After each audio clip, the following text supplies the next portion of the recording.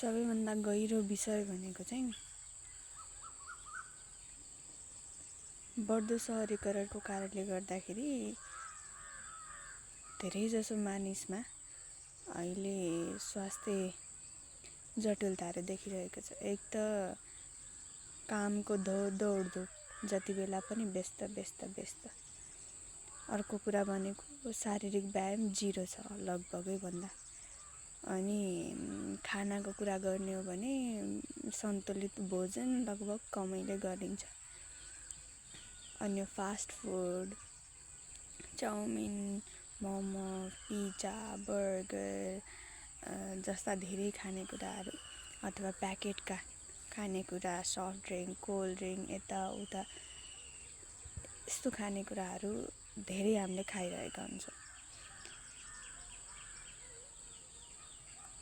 अब त्यही माथि सन्तुलित भोजन हामीले खायौँ भने पनि त्यसमा विषादी अब घरै आफूले उब्जाएर त पक्कै खाँदैन। मोस्ट अफ पिपलले इभन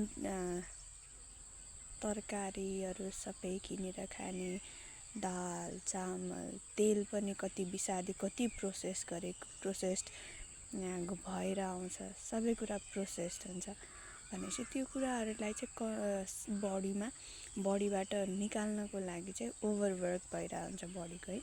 अब त्यही माथि बसिरह्यो, कुनै पनि शारीरिक व्यायाम छैन भनेपछि त त्यो सबै टक्सिन बन्ने हो।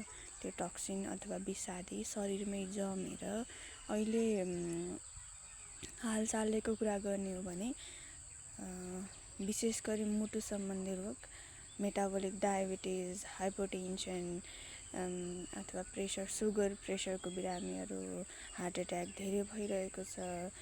स्ट्रोक भनेर भन्छ, दिमागमा समस्या देखिने कुराहरू भयो। यस्ता विभिन्न खालका समस्याहरू लगभग देख्न पाइन्छ। त्यसै गरी फिजिकल स्वास्थ्य मात्र नभइकन मानसिक स्वास्थ्य पनि एकदमै बिग्रिदो अवस्थामा छ। दिनदिनैको दौडधुप एकदमै तनावपूर्ण, अब सबैजनाले जागिर गर्नुहुन्छ अथवा कुनै पनि काम गर्नुहुन्छ अथवा घर आएपछि कामै होस्, सबैजना एकदमै तनावपूर्ण जीवन बिताइरहनु भएको छ। जतिसम्म मैले देखेको छु, जति मेरो बिरामीहरू आउनुहुन्छ उहाँहरूलाई हेर्दाखेरि त्यस्तो देखिन्छ। हुन त म आफै पनि एउटा स्वास्थ्यकर्मी भएको कारणले गर्दा म आफै पनि त्यत्तिकै स्ट्रेसमै भइरहेको हुन्छु होइन।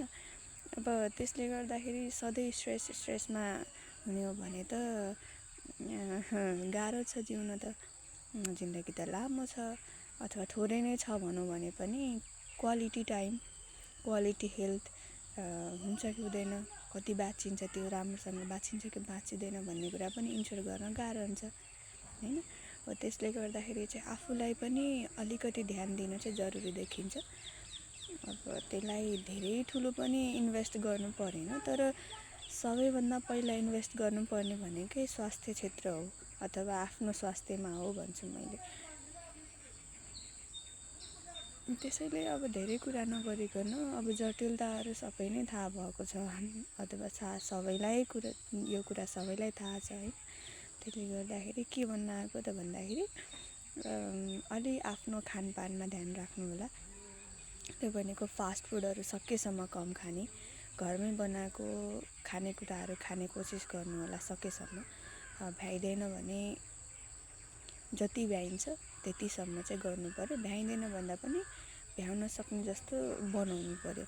र अर्को महत्त्वपूर्ण कुरा के भन्दाखेरि प्रत्येक दिन 24 घन्टामा 10 या त 20 मिनट, खास गरी चाहिँ 20 मिनट भन्छ प्रत्येक दिन, अनि एक्सर्साइज चाहिँ गर्नुपर्ने चाहिँ हुन्छ ल, गर्नु होला।